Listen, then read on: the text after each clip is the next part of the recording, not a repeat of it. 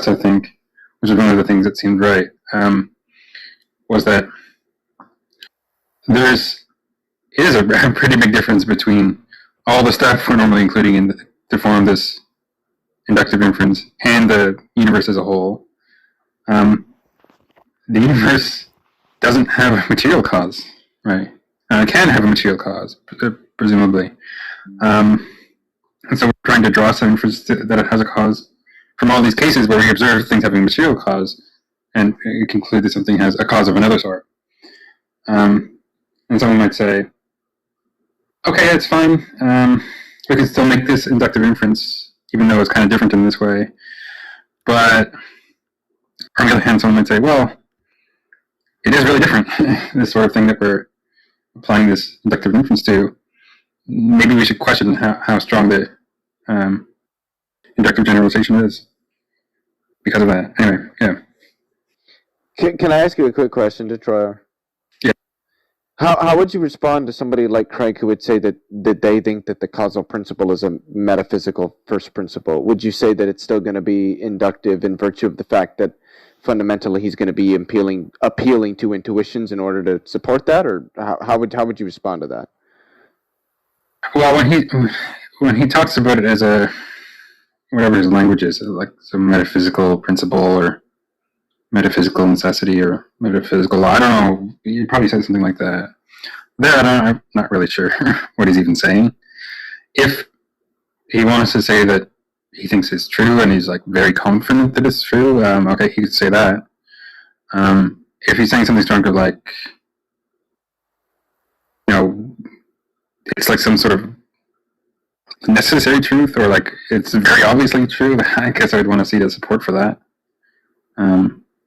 So it's not something that seems obviously true. I suspect it's the last one, right? That it's self-evident. Yeah. I feel like a lot of this can just be cut off and say, like, look, forget this talk about these principles and blah, blah, blah, whatever. We might have these two models on the table. One is your theistic Horatio ex nihilo model. God exists, creates a universe, blah, blah, blah, as you think it does, as you think he did. And that's one model that we have on the table. And here's the other model that I have on the table. There's just a universe. Maybe it has some earliest moment, but there's nothing sort of apart from the universe. Nothing, quote unquote, prior to that anyway. We can maybe talk about it in a certain sort of causal language, and it might turn out that certain things count as not having causes, but having beginnings, some earliest moment of its existence. And so I guess on my model, this causal principle isn't satisfied, but whatever, this is my model. What do you have to offer to decide between these models? And more specifically, why prefer that theistic model over this one? It can't just be because my model doesn't satisfy the principle you want to endorse. Okay, I don't accept that principle because this is the model I prefer. And this model doesn't satisfy that principle. But like, so what? That doesn't tell us that we should accept that principle and that we should accept your model. So what do you think what do you think the meta principles that you apply to those sort of deliberations are? Between the selection of theories? Yeah. Well, we can start talking about theoretical virtues and stuff, but that's basically going to be it. I mean, there's a bit more to it than that. It's not just that we're always carefully applying these theoretical virtues. Sometimes we just end up finding certain views or theories more plausible. It seems kind of hard because but it could be the case that the sort of commitments you have about those theoretical virtues are just part of your theory too. Yeah, well, they're not really they're not one of these theories anyway. I mean, you could say that talk of them as being part of a quote-unquote theory. I mean, it's not a theory like in these other ways, in these other things. So you're saying they wouldn't be included in the worldviews that are being put on the table wouldn't include those.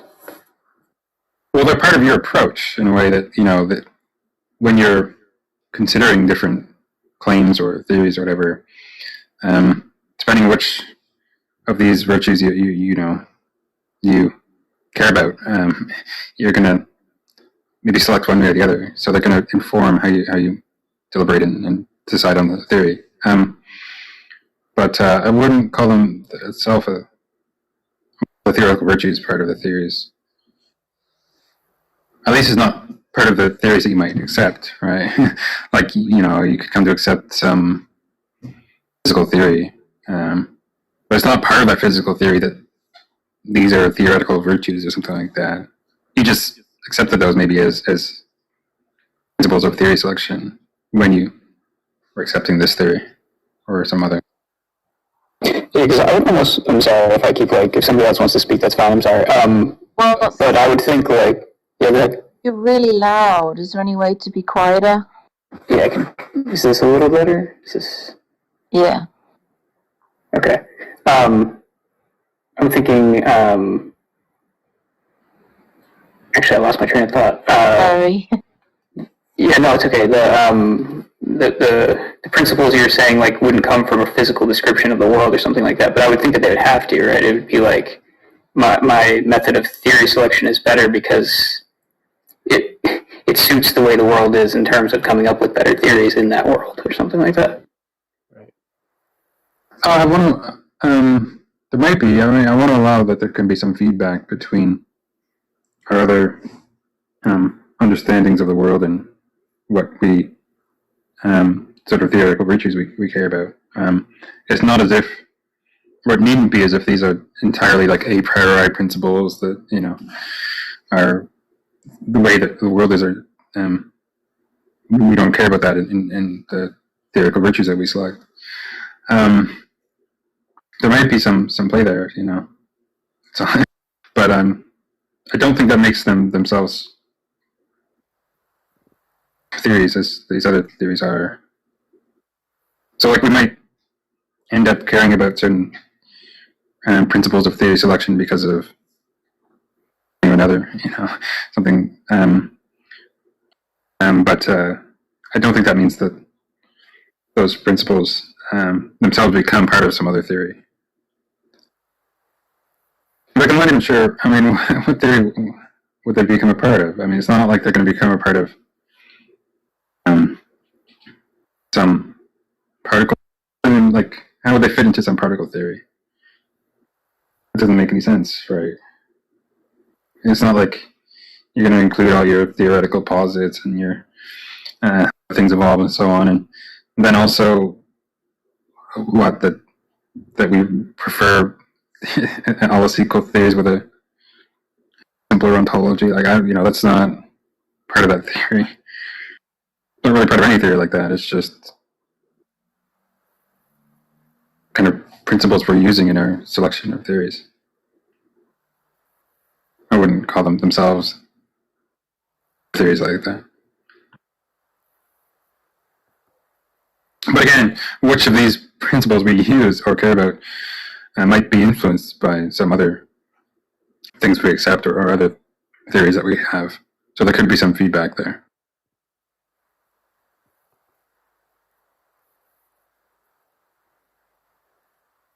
I feel like it's getting off track though, right? Actually, I found it fascinating. Thank you very much for going into the weeds on that one. So when no, don't say that to Detroit. He'll. Oh, I'm sorry. I meant he was going into detail. No. It's okay. It's just that it might be another 5 hours of detail. So do you reject any particular premise, or do you just accept it and say kind of so what? What's the? How do you just respond straight up to the argument to try? This question for me. Yeah, I mean, I'm quite skeptical of causation in the first place. So that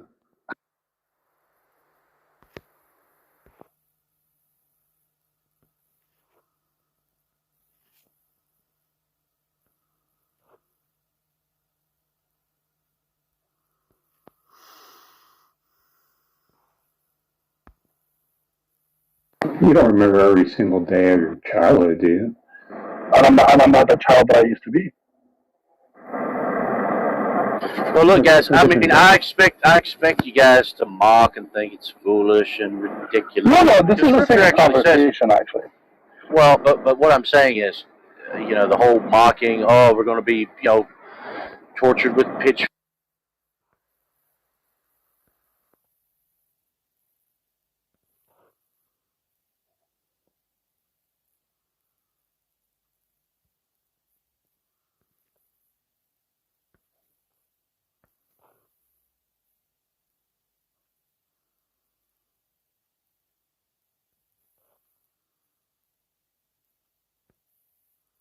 One erupting and asking questions, so it's hard to figure out who's saying what.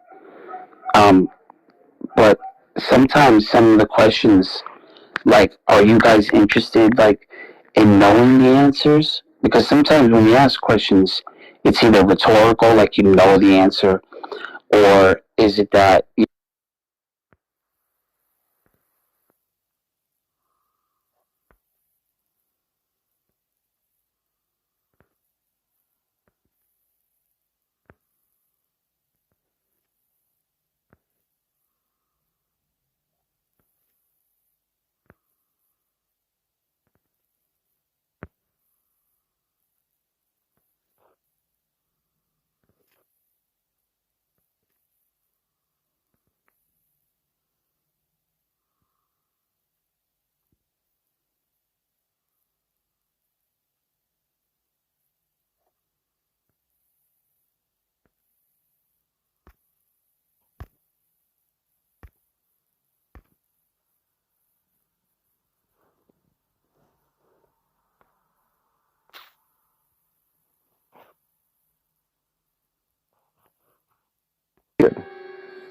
sealed by the Holy Spirit? To say, to take upon yourself the position that you've taken is to presume that you can't lose faith. You're pretty much putting it out there as to say that once saved, always saved presumes that you can't lose faith, but it's stupid, because if think about it this way, if God said to me, right, you're always saved, you're definitely going to heaven, that means then, what is the point in God letting me backslide and choose Lucifer?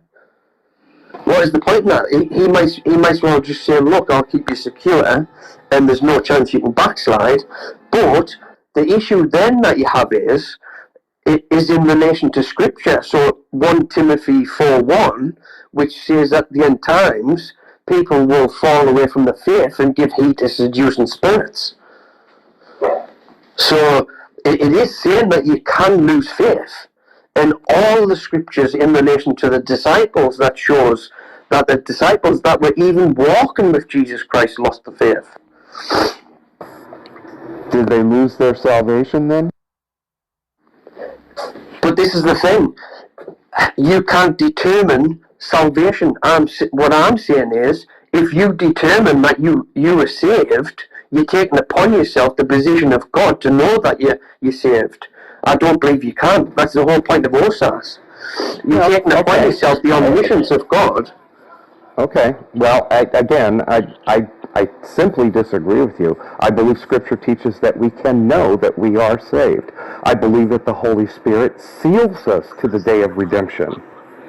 If we can lose that and turn away and choose hell after we've come to Christ, that makes God a liar. Then we don't have full free will. The free will that God gave you to... Okay. Well, then great. Then if you want to call it limited free will, fine. I don't care.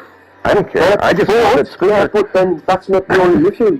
You have numerous issues on top of that, which imply also that, say for example, right, I'm a Christian and I'm falling away from the faith, right, and I'm choosing to side with Lucifer. Now the Scripture confirms that I can do that, but what you're saying is that in Hebrew? No, Timothy. So what you're saying is that yes, I can choose to side with Lucifer and fall away from the faith, but I can't choose hell. So what that in turn does, that means that God is taking away my free will to choose hell with Lucifer, and in turn is actually forcing me to reinstate my faith and go into heaven.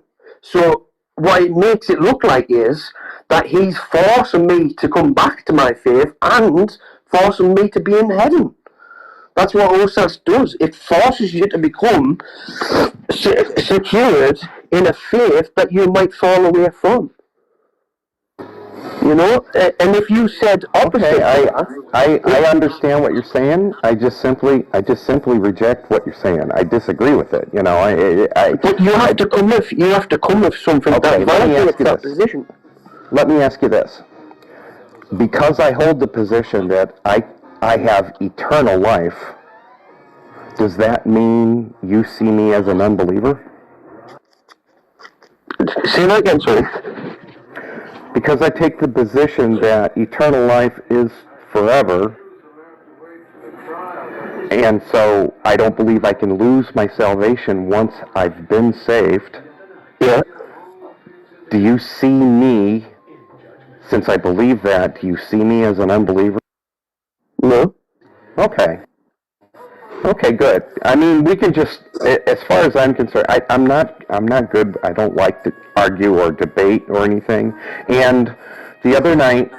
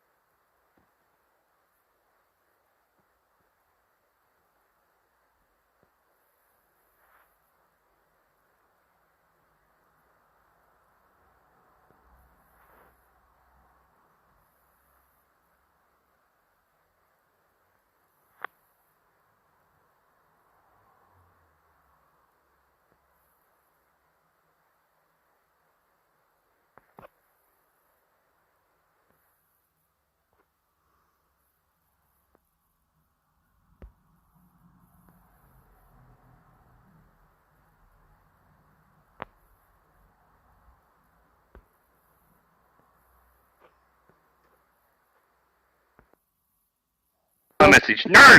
Get out there and tell him your message. You're important. I don't know. Maybe I should just go back to carbon. Yeah, sorry. So, I just want to state, just so I'm not misquoted here, like, I'm on the fence. I straddle the line of, well, maybe he was a historical person, and then maybe he was not.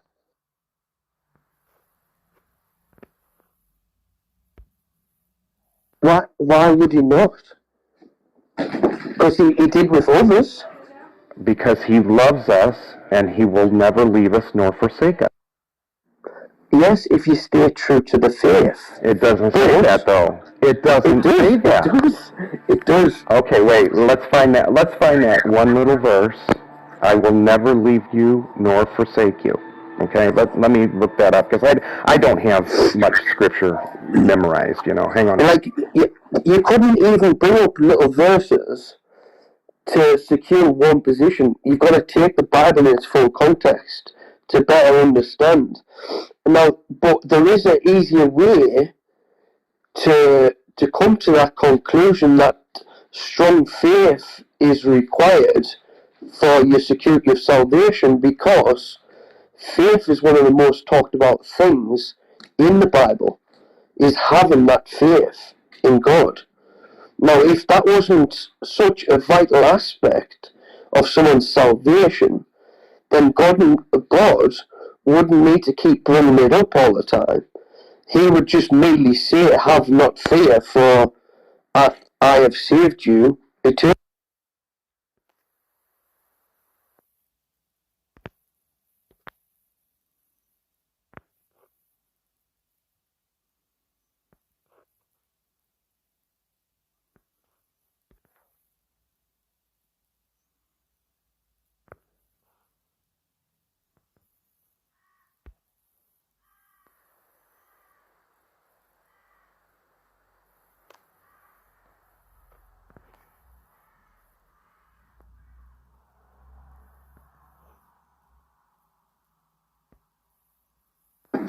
I think one of those things that gets Dark in a lot of trouble is the fact that he goes, it's generally not hard. It's a big.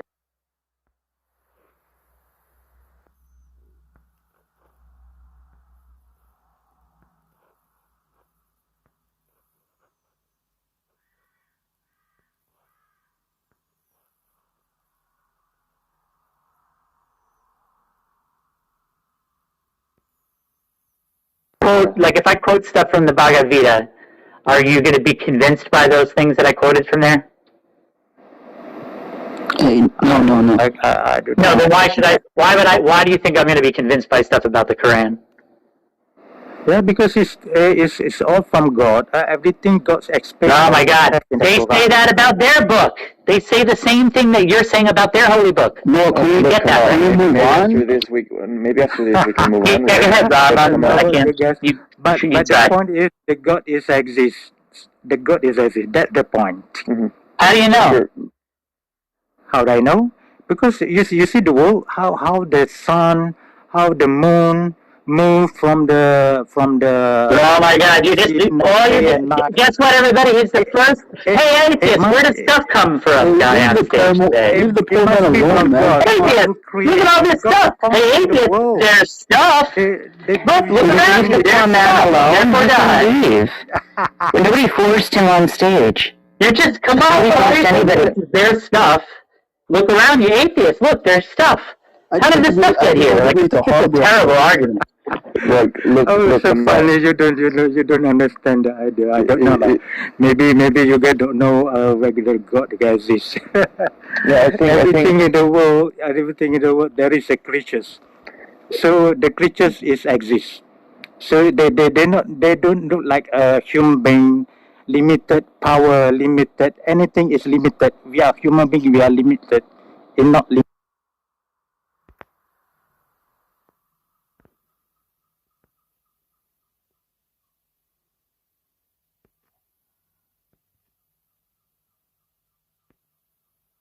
Whom he may devour. The consequences of us not being in the Word, not being obedient,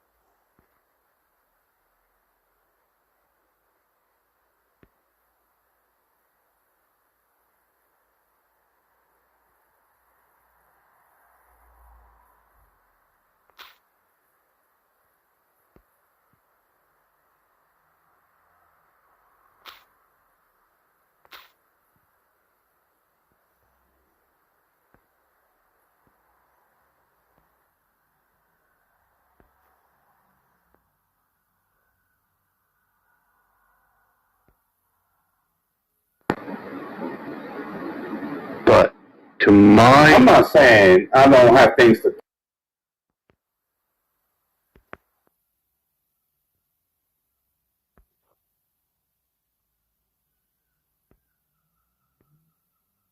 It's not really that convincing, right? I mean, I just don't get the point of it.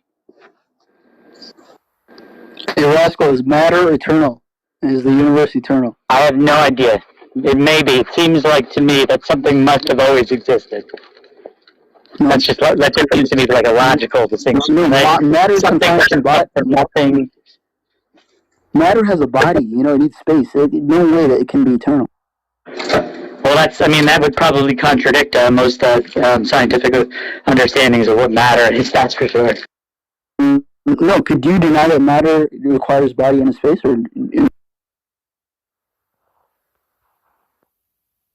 25 verses to you for you to understand it. And I said, all right, as long as you allow me to pick all 25 apart, right? So he reads them from 7:1 to 7:25. And I started with, okay, well, we'll just start at 7:2 because 7:1 makes absolutely no sense. Alif Lam Mim, what is that? Nobody knows what it means. Only Allah knows. He might as well have put baby talk in because it doesn't mean anything. He's like, you can't be disrespectful like that. I said, I'm just being honest. Like, it makes no sense. He might as well have put baby talk in there. That is good. That is good. And, but then we got to the verse, and I told him, okay, the problem is this. He kicked Iblis out of paradise. And then he tells Adam, this is what you and your wife can do in paradise. And the next verse, Iblis is having a conversation with Adam in paradise.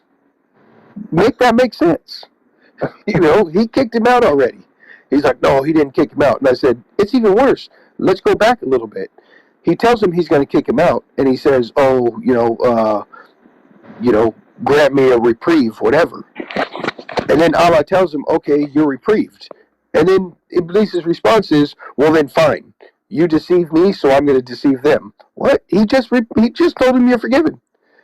None of it makes sense. Oh, I had him boxed up. He was. Nah, your heart is just diseased. I know. That's what he kept saying. I think right before you came in, he was like, well, in Arabic it says this. And I was like, now you're trying to hide behind Arabic? Yeah. What's crazy is that he read to you 25 verses of Al-Quran, and you didn't convert. That's true. So, how could you not, Danny? Well, Marcus even asked that when he was done. He's like, are you going to take your shahada now? I'm like, absolutely not. Marcus? Marcus, the same one you talked to on YouTube? Yes, dude, yes. Bro, me and DL were just talking to him before I came in this room, and he ended up running off. Oh, yeah.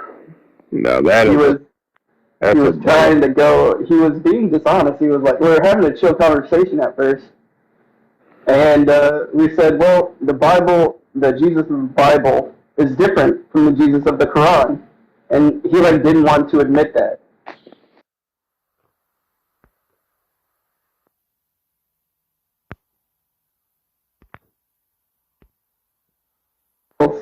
As I was telling Ishmael earlier, he ended up running off. Of course. I'm telling you, man, it's a nation of cowards, man.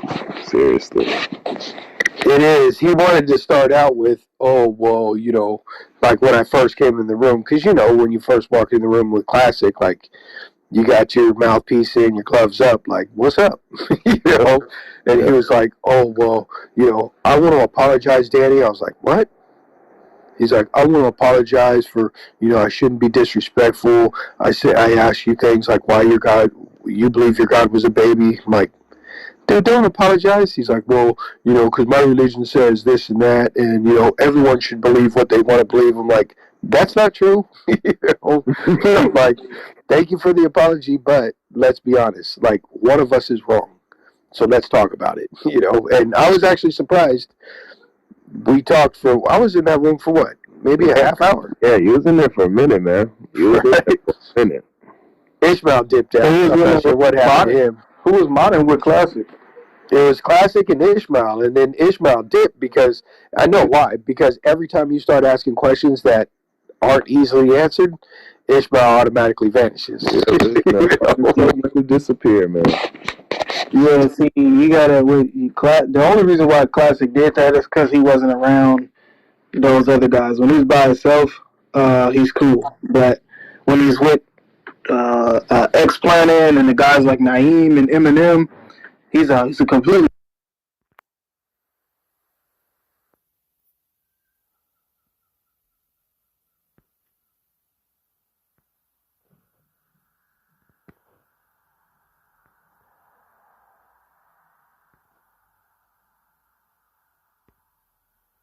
In other words, he finds it silliness to try to figure out dates and try to figure out what's going to happen and when and all of that kind of thing.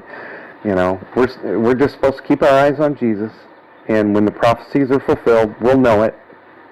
But other than that, you know, it's silliness and foolishness, I guess is a better word, to try to speculate. And so that's how I feel about the millennial kingdom. It's like I can't speculate. I would be foolish to say that I have any clue whatsoever what that will look like. Yeah, no, I mean, I get you. Like, I don't, Now, where do you stand on the OSA? I believe you can lose your salvation.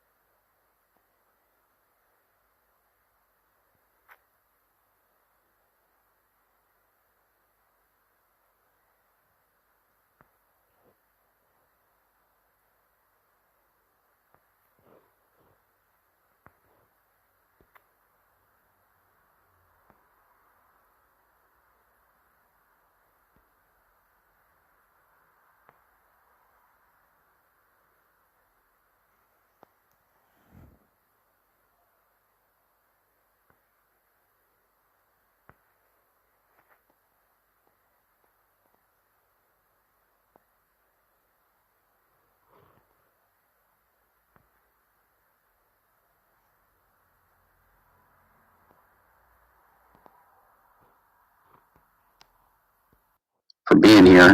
I think this has been a pretty edifying night for a lot of us. I think there's been a lot of good stuff said. I'm glad the replays are on.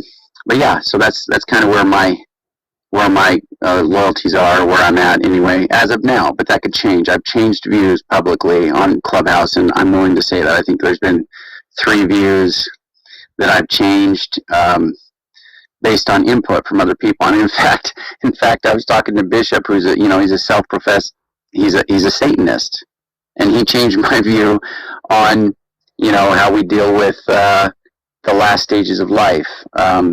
Somebody who's on their deathbed, and whether we put them on life support or not. And my position, trying to be consistent with the pro-life position, is that we keep them alive. But I thought about that more after some of the things that we talked about, my mother being on her deathbed at one point. She came back from it, thankfully, but that was a tough position, a tough situation for me to deal with, and talking through that with him kind of led me to the idea that maybe I am actually open to not putting somebody on life support if they say, hey, I don't want to be on life support. So just things like that, I've changed my views on. My point is that I am willing to change. I'm trying to be objective. I know everybody has their biases. But yeah, I am really trying to take in as much info as I can without being, just totally.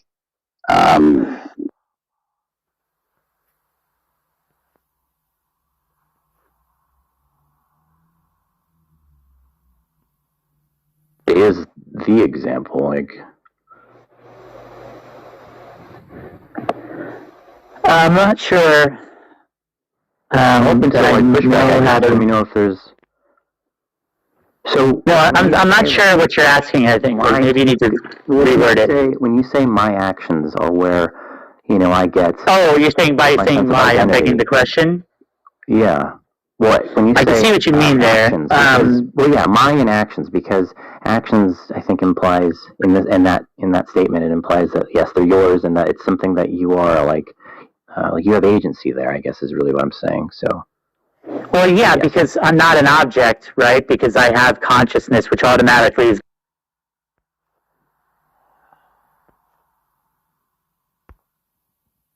Is that what you actually mean? Yeah, that he died, he flatlined.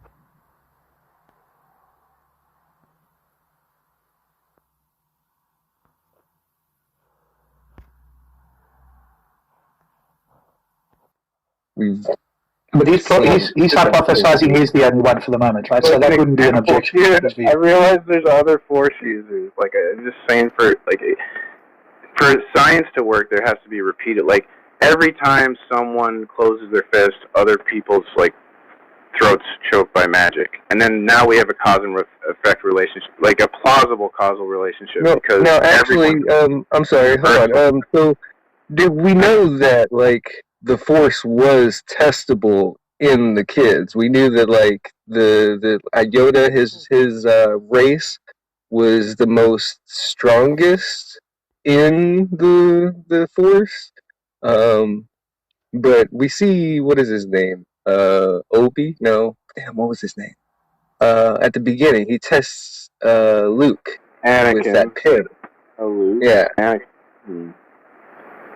So, I mean, he does, there is a way to see who is, chosen and who isn't with that whole aspect.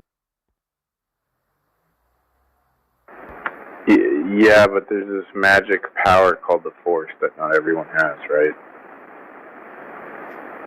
And so, it looks like when Darth Vader uses the Force, he's just, moving his hand, right? And that's the causal link or whatever. But there's something else going on, because if it was just him moving his hand, then everyone could do it. But there's, some cause that is, implausible, because it's, you can't see it, you can't measure it, you can't test it. It's implausible. Well, it's mysterious. But see, that's the thing, is that the Force is good and evil.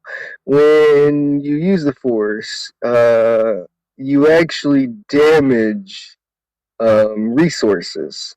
You don't know this, but it's actually, when you start getting into, I guess, the later ones, they start showing that more.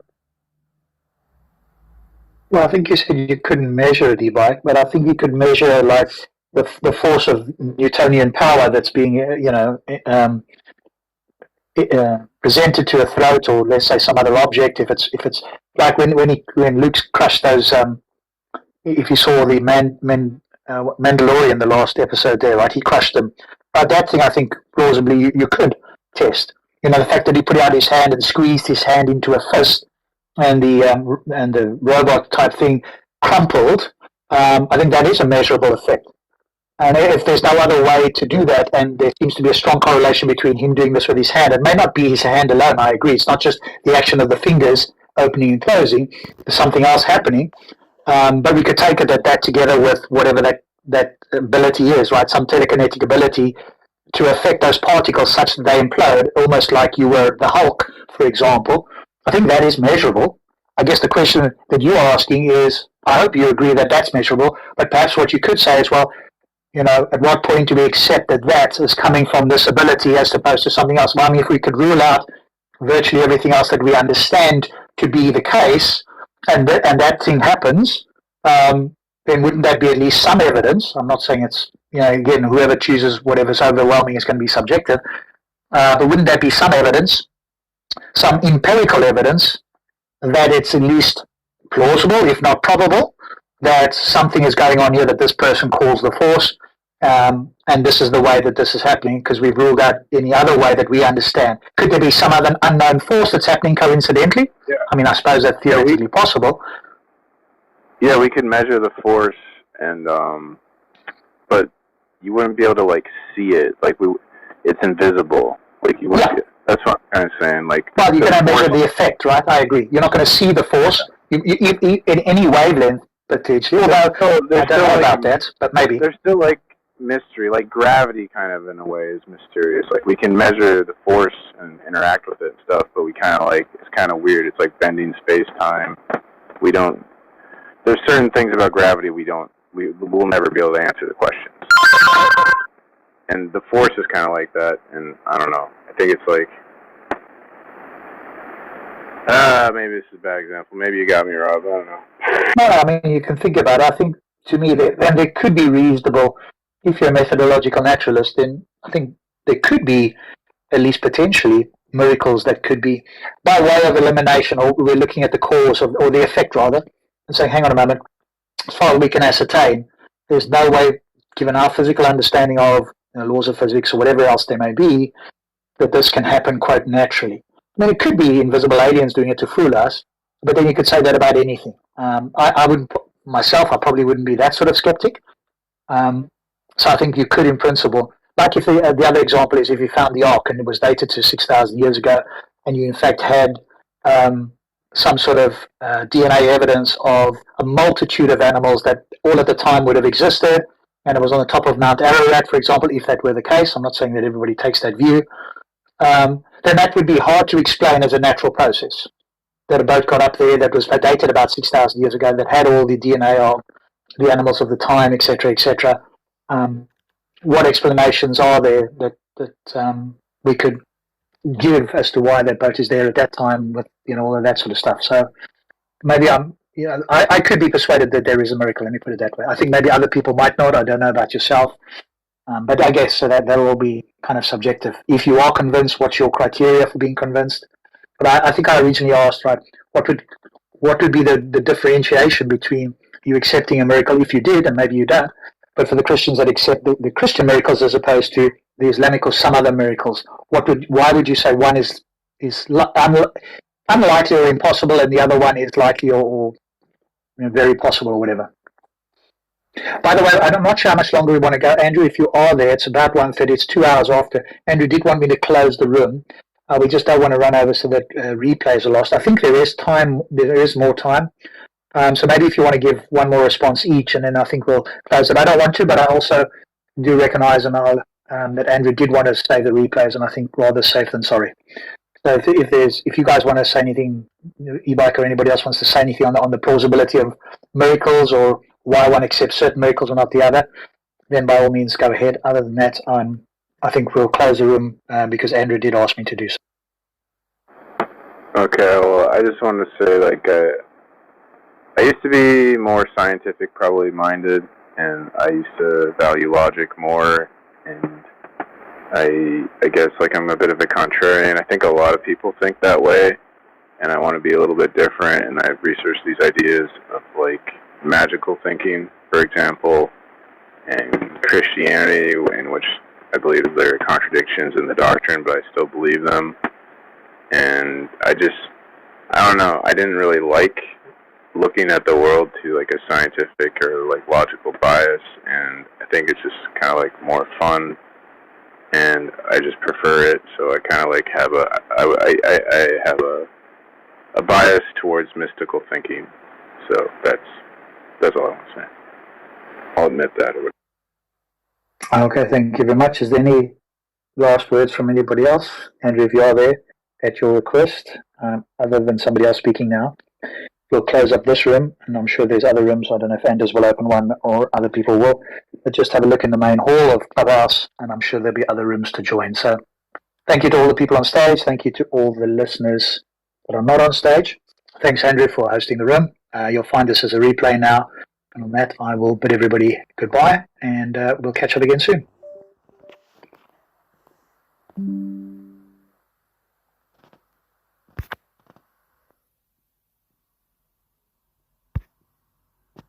started going after him. No, I mean, like, did anybody determine whether or not he was sincere? Oh, I think the room was divided. Gotcha. Oh, well, okay, that's a good thing, but dude was definitely intelligent, no question about that. You know what I'm saying? Yeah, I think I'm like quick to assume people are trolling, but I do that so I don't become a victim of trolling. Oh.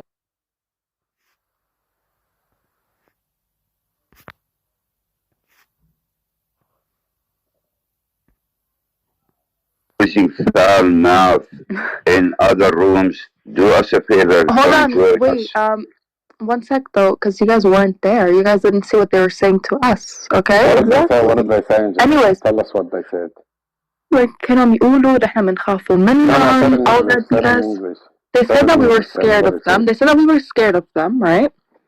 And then I went in the comments and I said something. It wasn't letting me go through though. Like, it wasn't letting the comment go through. So then, I said "Fick dich und deine Mutter" in German, which means "F you and your mother."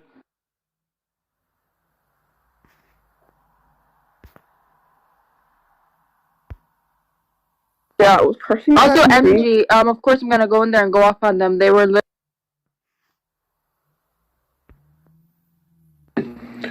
Well, one, he played the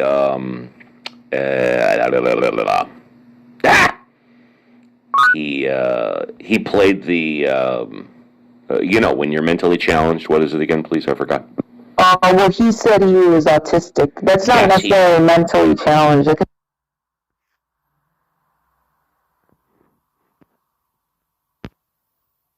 I don't want to lose that, but at the same time, like, you want to produce these images, you want to like produce the show, and I think. But you know, something I will tell you.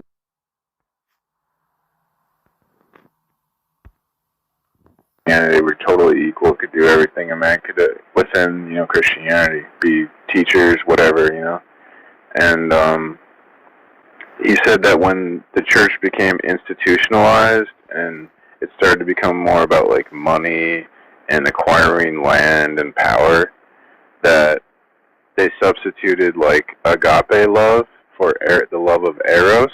And he said eros is a more masculine and like conquering, like love is about like the sexual conquest and like control and power, and that's masculine. And so the agape love is more of like a feminine love, and then it got replaced by this masculine love, and as a result, like, that led to the subjugation of women. They had to be repressed, and feminine values repressed in favor of masculine values of like power and conquest, getting more money, bling bling.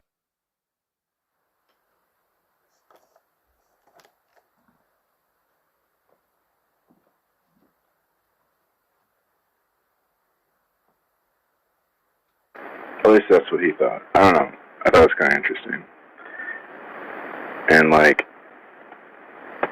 he has all these things. Like, this guy's a total feminist. He's convinced me to be a feminist. Miracles do happen, Mars. Right?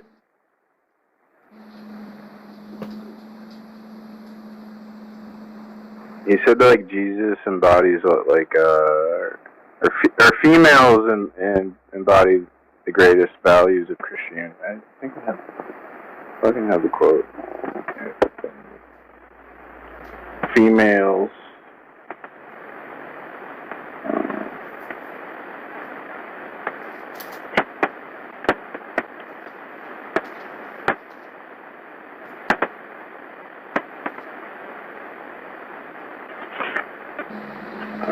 Just came to me.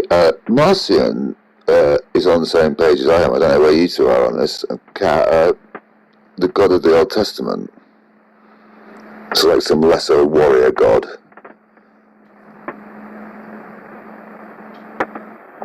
Eloseph, why are you, like, psychologically abusing people? Why am I what? You know what you're doing. Here we go. What am I doing? You're fucking. You know. You're fucking with people's heads. How so? I love what he's doing.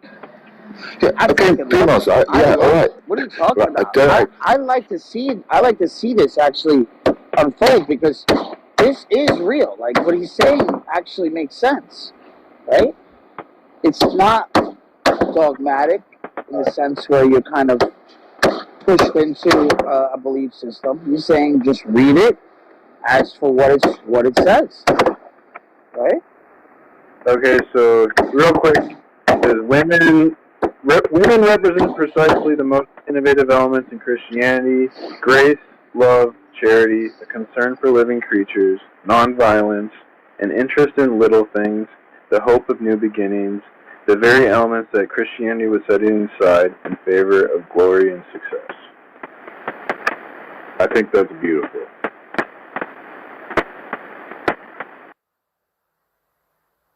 But LSF, okay, my memory really sucks, so I probably shouldn't be the one to rebuke you. But like, Johnny told me some shit you did to, like, I think Moto or something, and it sounded like pretty fucked up. He said what about a photo? Moto, like, you were fucking, like, taking advantage of him, like, cause the guy... Oh, man. And you're like... Well, as it happens, P-Mars, by accident, now let's cover something else. Has anyone said I'm going to fucking throw you guys under the bus with recordings? I said it. Myself. The only stuff I've got is just accident. Actually, usually I pick my phone up and start the recording going when something's funny, and a few times when it was serious, when people were giving a shit. I just delete the rest of it. Anyway, I happened to find in the middle of a 3-hour recording, Mota called me, and we spoke about some stuff. And I told Johnny about it a long time before, because he'd said something similar once before. He told Johnny I sent him a dick pic.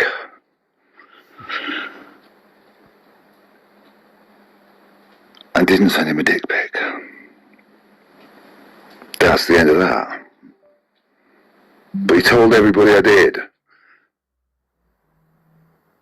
And out of love, I really cared about him. He troubled me because he isn't well. And the last conversation I had with him, he was threatened because he'd been in VC trolling Muslims, and he thought they were going to come and get him. And I told him, if he struggles, if he will just trust me, that I won't ever lie to him about that. So I said to him, dude, you are safe in the moment. I made him reason with me that no one could get to him instantly. And I told him, if you don't feel safe, go to your mum and dad's. He's chilled out on his mum and dad a bit now. Anyway, never mind. I don't want to tell you about his personal life. So I just stood by him. The last conversation I had with him, apart from me fucking giving him hell, was just to make sure he was okay. And yeah, I left him with NTB. But they were both swinging between, hey ho, let's go troll the Muslims and give them shit, and then terrified that they were going to get him. So now I remember. Johnny says you were like on cam in your underwear and like pointing to your dick, and you're trying to coerce him. Yeah, that's the thing. What? If these pictures are out there, videos, I would have saw them. well, yeah, can you show me them? Yeah, This is all actually, yeah, bullshit. just show me something then. Yeah, Yeah, this is what just has he complete actually bullshit. got? Because I've got him admitting that he was doing it on purpose to hurt me. He said it himself. I was like, if you're gonna send anyone a dick pic, why don't you send me a dick pic? Because I'm like the most attractive. Right, I'll tell you what happened. He was in politics with me, and knowledge is real. Knowledge. And he was having a disagreement with a Muslim, and okay, he seemed to come out on top, and I think Knowledge agreed as well. Knowledge trolled him, by going, oh, well, I'm a Quranist, so you can't defeat my argument. And you know what knowledge is like, and he's brilliant in knowledge. And he was sort of right. Anyway, afterwards we were talking about it. Earlier in the day, somebody sent me a video of an Islamic woman being mercilessly fucking killed in the streets in Afghanistan. It was horrific. It made me cry. Oh, God, I can't even tell you what they do to her. Well, I can if you want. This doesn't matter. And then there was a picture of somebody being tortured. That's what he saw. And he said, oh, it's a dick pic. Yeah, the guy had no fucking clothes on. He was being mercilessly tortured. That's where he got that from. Anyway, he said, what about it? I don't give a fuck anyway. I don't wish him any harm. I said some really horrible things to him. I said some awful shit for Johnny, and I sent Johnny a most vile DM, and I'm ashamed of myself. And I can only ask that Johnny forgive me at some point. I'm not going to bother Johnny. I closed my Discord account. I'm not pestering people. And I've been doing a lot of thinking and reading, and cool. So there. Anyway, why are you asking me all of this? So I don't care if anyone trusts me or not. Because Johnny told me all this yesterday. Okay. Well, but like, I don't know. I always thought you were a fucking creepy weirdo in the first place, so I haven't really changed anything. Yeah. Yeah, it's completely plausible, dude, that I'm going to have a relationship on Discord with somebody who lives 6,000 fucking miles away, where I haven't been since 2003. You know how many, weird sexual... He was born, hey, dude, he was born. You know how many people, actually, I was in California when he was born. Masturbating in front of each other in their fucking communities? Who does that? They're all doing it. They're all... This isn't a debate community, it's just a fucking weird swinger club.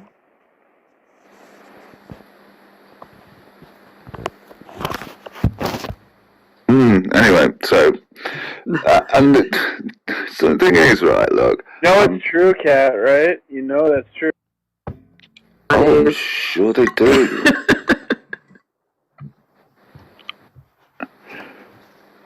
Hey, Mark was trying to troll me, I think, yesterday. So I just turned around and said to him, he was talking about, anyway, I just basically said to him, why do you feel the need to wear ladies' underwear? Because, apes don't do that. And he thinks that he's descended from an ape, so, why does he feel the need to wear ladies' clothes? I said this? What? No, I said it to him. Oh. It's just annoying, isn't it? Dude, so, there was these guys, four grown-ass men walking around in public, and they didn't have shirts on, but they were wearing bras, and only bras. And this fucking NBA player was like, man, look at these gay-ass niggas. What is the world coming to? And everyone, got mad at him for being insensitive. But don't you think, if someone is walking around, a man walking around in public, or I guess a woman in just a fucking bra, and that's it, don't I have a right to criticize them? What the fuck? Why am I a hateful person for criticizing something that's fucking obscene and, children don't need to see this shit? It's just a poor fashion choice. Well, and it looks gay. I don't see what's wrong with it. So I guess gay as a pejorative. Kids don't even know what it looks. I get what you're saying. That's our social contract. I don't want to see it either. I don't know how you criticize it. I've never been to a gay pride event. No, can you give me so P Mars, can you give me an explanation of what gayness is? Is this just a feeling? Is it something I can hold in my hand? We've got replays on. No. I guess usually it's stereotypically thought of effeminate man, perhaps a man who wears a bra in public. that might be considered. I would say that's like considered gay, but I don't know how to explain like why that was considered gay. Maybe. I mean, I don't think that particular, like, what he's doing is gay. Say more of a fetish. Right? If being a woman is, if you're saying women are all the positive things in Christianity, why is a man wearing women's clothing bad? Oh no, that's bad. Why? You're giving off the wrong message. I wouldn't say it's like. I wouldn't say it's like bad, but I just think like you should be allowed to criticize. If someone wants to do that, they should have. They're right. Like they're allowed to do that or whatever. That's illegal. They can do that. But I feel like I should be able to be like, man, you look gay. Like that looks gay, without having people be like, oh, you're a hater. Because like they're acting. It's just it's just they're acting unusual. I think I should be allowed to criticize them without Why is being unusual bad? I'm not saying it's bad. I'm just saying it's like I feel like we're not allowed to criticize those people, and we should be allowed to criticize those people. Like anytime you criticize something like that, you're a hater, homophobe, and like it's like that. I don't know. How are you not allowed to criticize them? Well, this NBA player, he posted a video, and he like, look at these gay ass niggas, and then they fined him like $40,000 for doing that. Well, he was allowed to criticize them. He just got fined for it. Yeah, who fined him? The NBA. Okay. So his job contract, and he represents the NBA. So if because of that contract that he signed, under those are stipulations of how he has to conduct himself in representing some. He's in that union, right? Yeah, when he took that job. Union, yeah, that's it. Yeah, he took that. When he took that job, he agreed to act a certain way. That if he didn't want, he shouldn't have taken a public job. Yeah, I've been summarily dismissed for bringing a company into disrepute. My criticism is that like the company's perception and the public perception should be opposite. Like if he were to wear a bra, he should be fined $40,000. This is a capitalism problem. No, it's just the problem is like people have fucked up values. I think. Well, I think the problem with this kind of thing is that it's more about the company thinking they're going to lose money than anything else. Companies do things because they think if we don't find them, then we're going to lose money. It's hard for me to believe that because like people keep criticizing corporations for putting these like gay things into movies, and they keep doing it anyways, even though everyone. Well, why do you think they find him? I think they're trying to alter our social norms towards accepting gay people, not because they love gay people, but it's a way. It's like a mean. It's hard to explain. Oh, I don't think the company loves gay people. I don't think they give a shit. I think companies are sociopathic. They have no emotions. I think there's agenda beyond just like profit, though, where it's about. Yeah, there's no moral objective that they're holding to say, oh, we shouldn't talk about gays like this. I'm sure they have stronger views on it, but as a company, because the company has personhood in America, it represents the brand. And you know what? They're not gonna they don't give a shit about some guy that's getting paid $10 million for a 3-year contract. They'll fucking bet him on it. So I believe sexual liberty leads to oppression, and that authorities promote sexual liberty as a means to enslave us. Like, and the free love in the 60s came from like the military and CIA. That wasn't just like a grassroots movement. Like they're promoting this stuff. But who's promoting it? The corporation did this. The Illuminati. Who are the Illuminati? The people who own the corporation? Like the council, Foreign Relations, the Royal Institute of International Affairs, Lord Milner Roundtable Groups. I don't see any of that. I just see corporations, like, people who own basketball teams or whatever, whoever that was. Yeah, but then there's people above them. But yeah, I mean, we're like corporatism. Yeah, you're right. Yeah, that's what I see. So, Kat, to bring it back to the original conversation with what we had when I was up, is I'm going to say the people in the crowd, when Jesus was going to the cross, chanting that they kill him, right, to then yet capitalize on his death. Forgive them, Father, for they know not what they do. Exactly.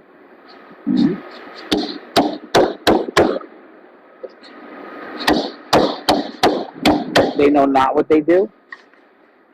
I mean, what if someone was willing to die for a cause?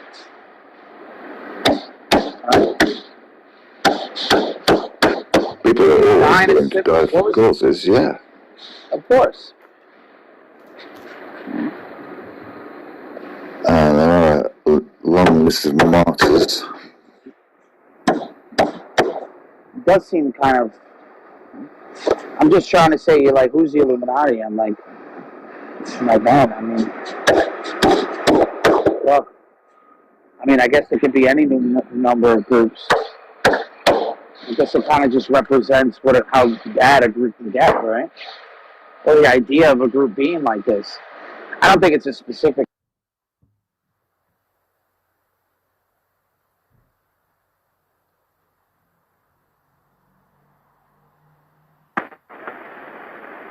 Yeah. Well, this guy, Carol Quigley, he's like a historian professor at Georgetown. He's actually Bill Clinton's favorite professor, and he just like wrote these books, like, whistleblowing on all like the whole conspiracy because he was like proud of it and shit. It's hilarious. So they're all named. I'm not really that interested in like who's behind it, so I haven't read them, but they're available. Talks about like the Lord Milner Roundtable Groups. Oh. I know there's stuff like the family, and I'm sorry, Lisa, go ahead. Oh, sorry. I was going to say, just reminded me of Mars. The Lord, Jesus calls God by a few names. He calls him Father with a capital F, kind of like extremely respectfully. But he also calls him, do you know what Abba means in Greek? It's analogous to daddy. So it's like a close relationship. He talks to him as daddy. Do you think that's cool? I think it's why didn't Christians ever tell me this? I think he uses that as to be like an analogy for the type of love. It's kind of like the love a father has for his children. Do you know how many Greek words there are for love? 8. Oh, which one am I missing? Yeah. My Greek went as far as Isa Malaka until a few months ago. I think it's until one ape. I tell me stuff. I actually think it's really interesting. Like I've googled this, that like the Greek had all these different words for love, and then like we just used the one word, and I think it's like bad because what is the word? Conflation. Like the term love is conflated as fuck in the English language. Yeah, we're really lacking that way. The problem with it is, or can be, there's one word, for example, that means sort of it's a self-love, but in one way it's narcissistic, but in another way it is a good thing because you have to love yourself as you have to love your brother too. True, but it's like everything. It's not necessarily good or bad. It's like you could love yourself too much, right, and it'd be bad. You could love yourself too little and it'd be bad. But there's a right amount, I think. It's kind of like nuance to these things, I think. That's why I like the virtue ethics rather than, like morality. Morality is fucking gay. Yeah, the Ten Commandments then, dudes. 1500 BC, I think. You know what I've been learning? I've been talking to One Way, and he's actually got some evidence, like hard evidence. Like he said, all scholars agree. All those like laws in the Old Testament, they weren't normative. Like the people didn't follow those laws. So like all these fucking complaints the atheists make are fucking completely fucking irrelevant because they weren't even doing these laws. They weren't following them like they were laws. Well, the same goes for the Code of Hammurabi, dude. It's thought to be kind of like, you know, the stones. It's thought to be just that Hammurabi can have anything he wants. Demonstration being, you know, don't eat fish on Tuesdays. It's very, anyway, so back to the Ten Commandments. 1500 BC, Mount Sinai, Moses. In what language, Mars, are the Ten Commandments written? Well, I wouldn't know that, man. I'm not good on the Old Testament. Jeez, Hebrew. And everything like disappeared into the ground really quick. However, I should have known that one. Hebrew wasn't a written language until 10th century BC. So they were written in Hebrew 500 years before Hebrew. So how the fuck did anyone know what they said?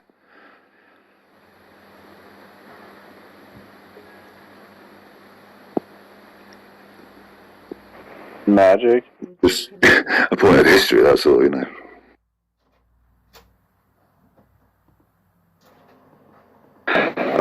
So if I think you're looking about that a little bit wrong. So in other words, the Aramaic, right, and maybe Kat can agree on this with the Afro-Semitic, is that what it is? Or Semiotic or something like that? Like proto? Proto? Yeah, Proto-Afro-Semitic, is that what it's called? Semitic? It's before Semitic. Proto-Semitic? Semitic. Before Proto-Semitic. Oh, okay. So these languages, so the Aramaic is more Phoenician than it is Hebrew, and I think this is the bridge.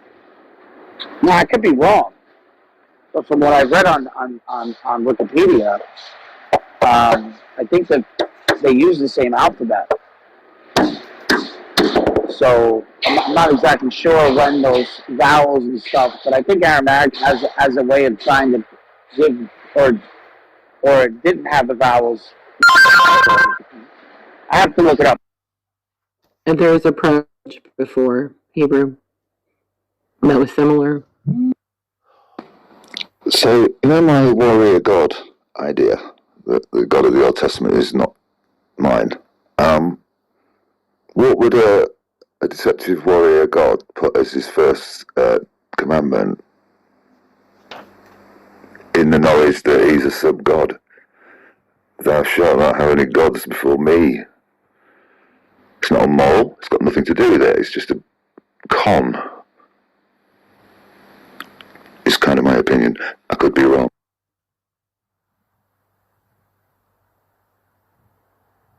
So Abraham was called out of the town that he was living in, which his father, like he had a family. He was doing fine. He didn't have to go to Canaan. But you see, they believed in Nana. Nana was a moon god for fertility. And they would worship this moon god, but not as an ultimacy. Not as an ultimate god. And you see that Abraham still had this issue when he went to Canaan and circumcised all the men. Some of the men still worship idols. Because that's what that's where his father worshipped idols. Only until when God called him to now start new in Canaan. So I'm sure there was some Hasidic Jews say Ashkenazi, whatever you want to say, that the laws of Moses were inscribed in Abraham's heart, but Christians say that he's justified by faith alone. So obviously, there's some works in there, and showing, the binding of Isaac, things like that. But I don't know. So it is the law did start 430 years.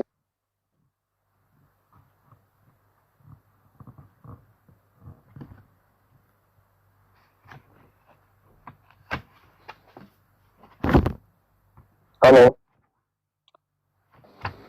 Good morning, Murph. Hey, Hi, Mark. Amber. Hey, what's up, Wilson? My cat. Long time no see. Yeah, how's it going? Good. Welcome back. Thanks, I appreciate it.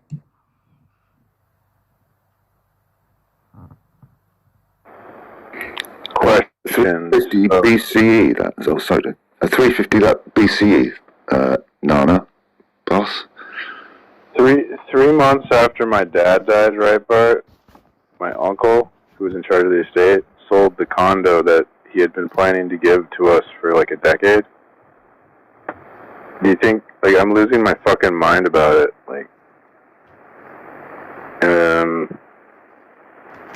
I'm right to be, pissed off about this. I mean, it's really fucked up for him to do that, right? I'm not, out of line or something, right? Well, it happens to me, P. Mars, and no one is willing to pay the taxes and the common charges, and that there's probably bills that are piled up on it that could probably be attached to the estate. Maybe it's the best thing to let it go instead of having nothing. No, but I have money to pay all that shit. I don't know, it would be cheaper for me to live in the condo,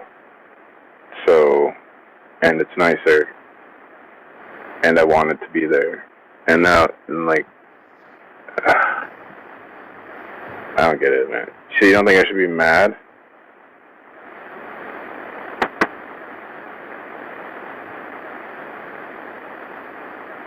I'm so fucking, I don't think I've ever been this mad in my life. And But if he left him in charge, he probably I'm just going to assume now that maybe him and your dad had a relationship where he might have owed him money. And that was a way for him to say, I don't want to leave you. Definitely not the case. All right, no, listen, I'm not saying it is, but, it is possible. So, not possible. And, he must have left them in charge of the estate for a reason. When my brother died, right, he promised one of his friends his car. And I didn't know that my brother had owed this guy money. And when his kids went there, whatever with the car, they're like, "Oh, just get rid of it, donate it, I don't care," And I'm like, "Yo, but wait a second. This guy wanted him to have it. Why would you guys do that?" And I had to steal the car. I had to take the keys and the title, so they wouldn't do it. And I gave it to the guy. His brother money. I know for a fact Dad did not owe him money. I don't know that, but this is the thing. I don't know that. Him and his brother just does. I've been fucking praying and reading scripture. I'm so fucking mad to not be mad. Not fucking working. I'm losing my fucking mind. Who are you angry with, Mars? My uncle. My uncle. So, Dad left him in charge there. Yeah, but he never fucking intended for him to sell the condo. I don't think he would have in his wildest dreams. He's basically, he kind of didn't complete the will. The will's kind of incomplete and fucked up. And it's my uncle's taking advantage of that and abusing his power to do these things. I don't think it's cool for him to just, he technically has the power to do that, but it's also super fucked up when I think when like me, my dad, and my sister like wanted the condo. Like that was our plan for the future. It was like he was going to give it to me and my sister. And so then he just sold it and it's like, oh, I'm just going to divide the money or whatever. And like, but I don't want the fucking money, right? Like, I want it. I don't know, man. I just don't see why I just think it's fucked up he did that. Like, and like so soon after my dad died too, like 3 months. Like, I don't know, man. Does this sound fucked up to you?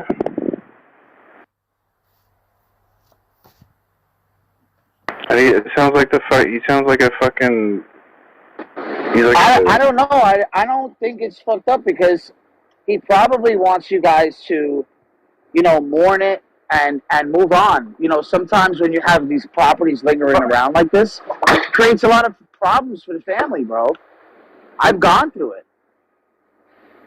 Well, that's already fucking over. Because he sold it. Do you get what I'm saying? Like, I'm not shitting on your uncle because I don't really know all the details. Yeah, Mars. We can't change the past. I mean, I don't really think. I think he did the best thing possible because then now, like, you guys still have each other, and the condo's gone. Everybody has their money, and then we can move on. You guys can still be family. I mean, I don't understand why. I think he's doing the best thing.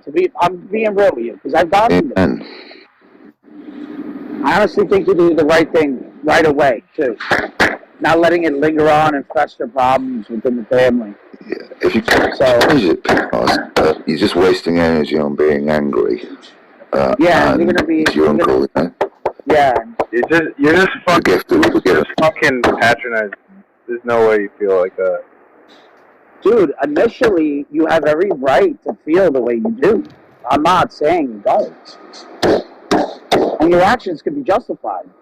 But in the end, you know what I'm saying? Like, your uncle's still here, you know? And everybody wants to part their ways with you know, certain things from the past. And this is one of them. It's not just you, man. It's your sisters, it's him. Like, you know, you have to kind of put that. I get that you wanted to keep that there, but and sometimes we have to learn to let go.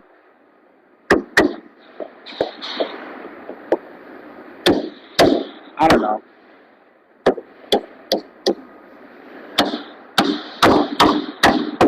What the fuck do I know? So would I just go buy another condo like this? It just doesn't make any fucking sense. It's like a waste of fucking money. Yeah, I think it's so stupid.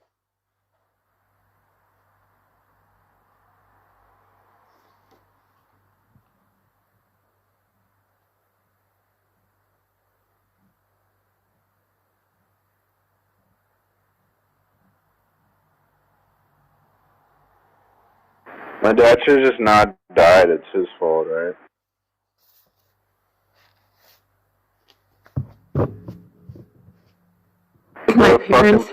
With my parents' house, when it was left to all three of us, because it was left to my two brothers and me, the thing they had to do was, what ended up happening was my niece and her husband bought it, and then they divided the money between the three of us. So it was like somebody had, or it would have just sat there forever. If I pass away, I'm not leaving anything to my kids. It's all going to my wife. My wife is the person who I chose to be with forever. What about my when she kids are going died? to grow up. That's what she's going to do. You don't know? No, well, I'm sure. What if she donates it all to charities? I mean, I'm dead already. What the fuck do I know? But my promise is to my wife, not to my children. My children are going to grow up and leave the house and marry other people. I'm not going to be fucking doing their laundry forever. My wife is the one making sure my fucking laundry is done and that I go to work.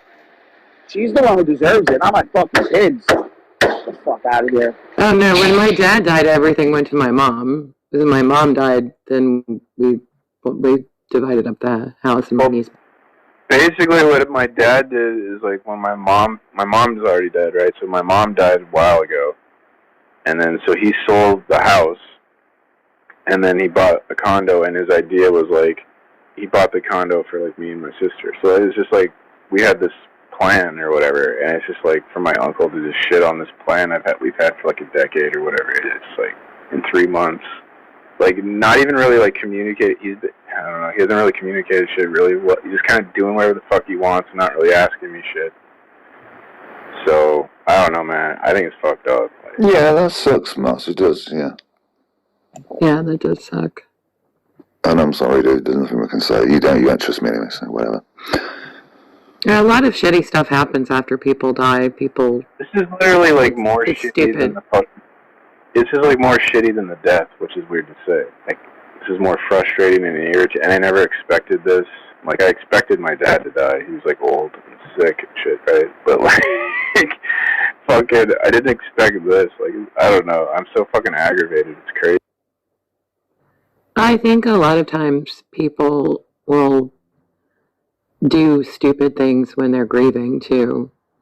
I mean, I feel like the stuff that happened after my parents died, I was in a not great situation. I was having problems where I was living, and I was trying to get out of the lease I was in, and I was getting frustrated because I needed the money to get out of the lease I was in, and then I think my niece was having a problem getting the loan approved. And it was all really frustrating, and I was trying really hard not to get frustrated at my brother, who was the executor of the estate. And I'm glad now I didn't say anything, because I know he was grieving for my parents as well, because my parents died about 6 months apart. And I know that, and my brother lives across the street from my parents, and now my niece lives there. And I'm glad now that I didn't say anything and I didn't get angry at him or anything, because I'm glad my niece lives there. That's the house I grew up in. And so there's no family strain from it. And also, I don't know if it didn't take longer because he was dealing with it grieving, because my brother's a lawyer, so he was handling everything. So I feel like, you're doing the right thing. You're praying on it. And you're trying to deal with your anger, which is great, because I'm sure it's also hard that you lost your father. And, it was the same thing for me. I lost my parents very quickly, and everything's very emotional, so it makes it a lot harder to deal with your grief and everything else as well. So you're doing the right thing, but of course it's much more difficult. Yeah, but P-Mars, I grieved over my dad, right? 10 years later, right? Over a man that I knew that was kind of like a mentor to me, And I didn't get a chance to actually say bye to this guy. This is when I was moving. My kids were young, like babies. And I called his wife, and his wife told me that he had passed on, that he's answered, and I didn't know. And then I meet another man that I haven't seen in a long time. And, we happen to see each other on the job. We're working with each other. And I was saying bye to him, right? Because he was going to a different job. And I was driving home. I think you remember this, bro. I was crying. Remember in the fucking, Civil Rights Unites?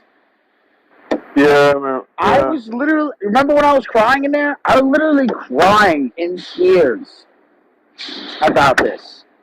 Well, and this guy had nothing to do with anything, right? But you always, are going to look at these men as, some sort of, father figure, And when you experience stuff like that, it just ignites certain things. Here I am, fucking idiot, crying on fucking Discord, about possibly never seeing this guy again. Did you know another thing, Bart, is my sister has, mental health issues, right? And, I promised my dad that, I would help her and be there for her and stuff. And, I kept trying to explain this to my uncles that, she has mental health issues, but they're, it's seems like they're the type of people that don't accept or believe in that, and they're just like, oh, that's just an excuse, and they're like bullying her and being assholes and making it worse. And I asked them not to do this, and like when my sister was like having a panic attack or whatever, she would go to my dad's condo. Like it was like her safe place. She had this room there, and so like I'm really worried about that. You know, like what if she hurts herself or something? Like, fuck, man. And like, so like that's making me angry too. Like, it's like, and I don't think he even considers things like that. You know, so fuck, man. It's like, yeah. Anyways, Is he a Christian, Mars? he is, but he's a Catholic, so I don't know if that counts. Well, yeah, I might say. Yeah, so it defeats the whole. I yeah. think he's a psychopath personally. Like it's like he literally doesn't care about anyone's feelings but himself. He's like, my sister said he's really selfish. Yeah, tell him to read 1 John 4, 19 through 21.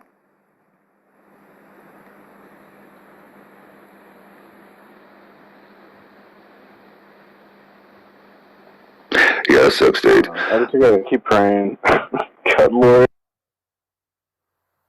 It's not the bad You're doing news. the right thing. You're doing the right thing. No, I give it to you. Sorry to bring the vibe down, guys. Yeah, but don't you think, T-Mars, that actually selling the condo would actually be better for your sister in a way? You know what? She doesn't ever have to ever go back to that room ever again? That is logically possible. It's just like, I feel like it's all too fast too. Like, I feel like he could have just given us a little bit more time. Like, he's going to sell it instantly. So, I don't know. Yeah, what you saying, right? Like, yeah. But I re-renovated like my You might be right. You might be right, Bart. But Yeah. it's just like I really wanted it, and then I'm also worried about my sister and all this stuff. I think she wanted it too. So, and I also, it's like this thing, like I knew it's what my dad wanted. You want to like honor your dad's memory kind of thing too. I don't know. It's always fun. yeah, but things change, you know. Plus, fucking COVID happened. But COVID you could happened. have always just like given it to us, and then we could have sold it like a year down the road or 5. You know, like I don't see why we have to sell it right after he dies. It's like too much. It's like give us a fucking. Let us process the death and then like sell it. You know, like I don't even feel like we processed the death. But you got to realize something, right? Like my mom not throwing out my dad's clothes right away, right? Like, how long are you gonna keep their clothes in the house? Like after a while, like everybody had to come over and help her throw my dad's shit out. Like it's part of the process. Yeah. Like how long are you gonna keep? Do you get what I'm trying to say? Like I don't know, man. I'm like, weird. if it Like was I really- hang on to things. Like I have objects from like childhood that I hang on to, and it's just like I don't know. I like having these things. It's like memories. And my dad's condo had all the stuff from our old house that I grew up in, so it like feels like home, and it's nice too. No, my wife did the same shit with one of the buildings that I had, and I had to sell it. She goes, how are you gonna grow if you're always living in the past? But I think you're right. Like I think maybe I need to detach myself from worldly possession, or maybe this is a lesson from God that I'm like too worldly, and because like material possessions shouldn't really matter. Yeah, I've just been going through this whole thing where we've been going through and getting rid of stuff because we have way too much stuff, and it's been really great for us to do that. Yeah, it is a great lesson. You know, it's weird. It's kind of a contradiction, but I'm like a bit of a hoarder. But at the same time, I'm a minimalist, so I'll hang on to shit forever. But I don't have much shit, so it's not too bad. But now I have a lot of shit because I'm getting all my dad's like stuff, clutter that he had. Yeah, maybe you can start to look at it as a kind of positive as you work through. Maybe you and your sister can pick out a new place. and make it safe for her in a new way.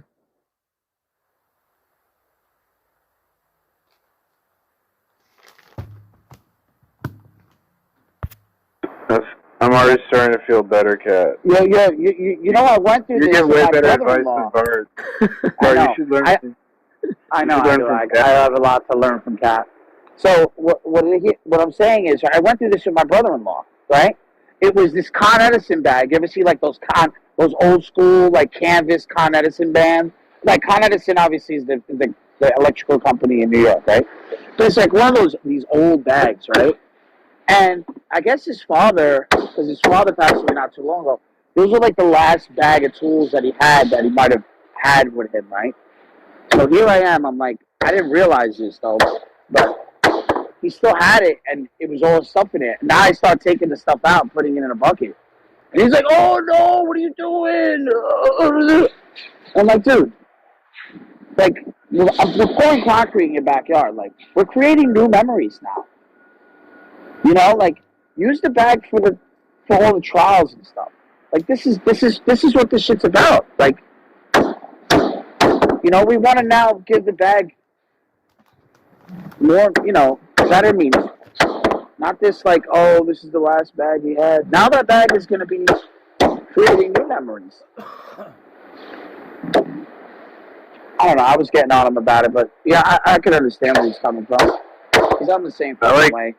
I like the idea of a new beginning. You get like a girlfriend or something. I don't think a girlfriend would. I haven't slept with somebody. I haven't slept with somebody else. I'm not talking about my wife Jesus for Christ. such a long time. I haven't been with another woman for such a long time. Honestly, I don't even know what it's like. I think I would shell up. And in my book, it was saying that women represent the hope of new beginnings, right? And so, like, I could start a family, like a new family, and make new memories, right? And have a new home. That's what I'm saying. Yeah, that's great. Why are you thinking about sex, man? You fucking weirdo.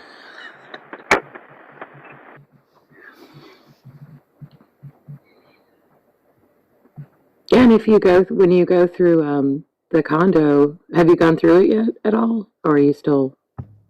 Yeah, I started to go through it. It's like I started crying. Like it's hard. It's fucking hard. Of course. Yeah. Of course. Because I have in our house one of the rooms.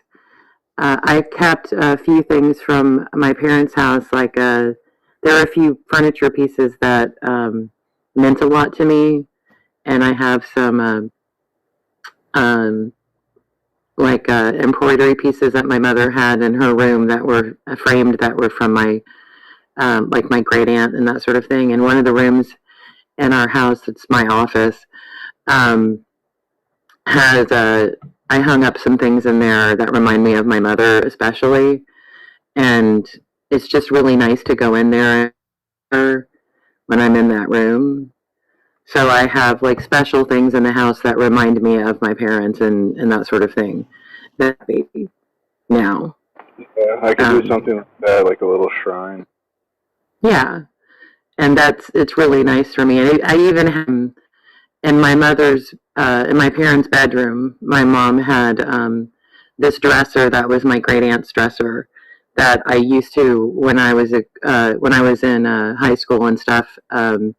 Whenever I would get dressed for like prom or something, I would always go in front of that dresser because it had and she had this thing that my great aunt also had, this cross stitch that she hung next to it, and so I have it set up the same way. And that reminds me of my mom, and it makes me happy every time I go in that room to look at that and think of my mom. So it's stuff like that that's just nice, and I like to go in there and sit and feel like I'm with my mother. So you know. I like nostalgia. Like when we look at the past, we always remember like the good things. Like, well, I guess sometimes if you have traumatic, you might but like usually I look fondly at the past. Where like if I was actually in the past, I was probably like miserable, you know. Right, exactly. Yeah, you have these like nostalgic memories. Times are better than stuff. but we should probably I try to focus also on enjoying, appreciating what we have now and the present. But I don't know. Yeah, absolutely. I'm a really nostalgic person. Yeah. Yeah, those are happy memories. Yeah. Benos, have you read Ecclesiasticals? Well, clearly you have at some point. Yeah. He's live for the day guy. Maybe that's a good book. That's beautiful. Yeah, that book is so poetic. Like just the beginning of it. Like go to the beginning of it, and the beginning of James too. It's just so poetic and beautiful.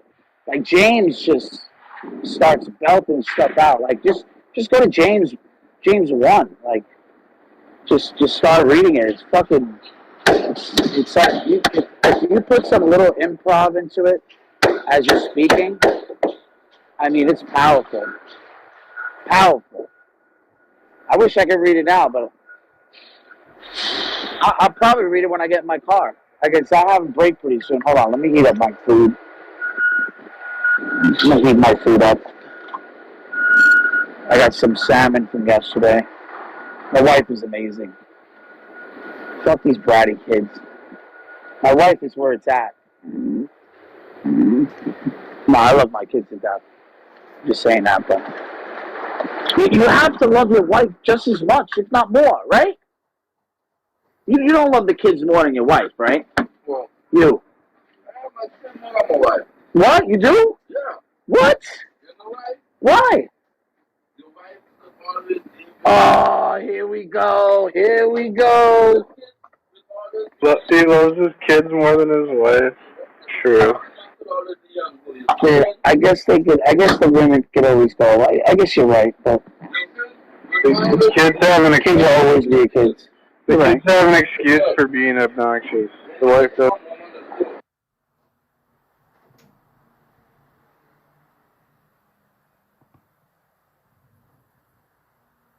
That's a funny question. There's a thing in the Bible where it says you have to love Jesus more than your wife and your kids and your parents and your best friend. And I always thought that was kind of weird. And then I thought about it, if Jesus represents love or whatever, if you make unconditional love the most important thing, or the thing you love the most, and you put first, which is kind of what I think of a God, a God in the sense what you put most important thing in your life, and making unconditional love the most important thing in your life makes it so you can love your wife more than if you loved her more than you loved unconditional love. I don't know, is that kind of weird? Like a paradox or something. Love, right? You love, and that lets you love other people more than if you loved people more than love. That makes sense. I guess. Yeah. It's a source of love. Yeah, that's what I think that verse means. But atheists like to quote that one because it's I hate your, what does it say, hate your mother or something. I can find it.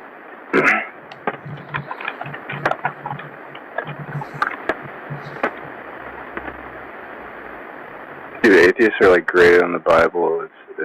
When it comes to fucked up things that you can, it says, if any man come to me and hate not his father and mother and wife and children and brethren and sisters, ye of his own life also, he cannot be my disciple. So yeah, he says here to hate your family. They're like, why does the Bible want you to hate your family? That's weird.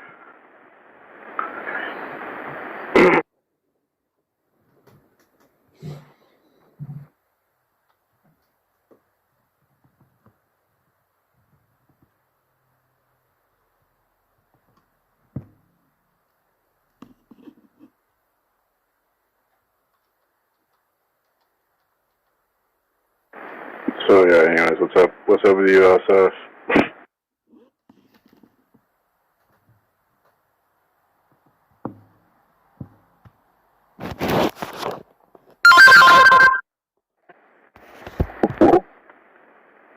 What is his avatar? What is that a picture of?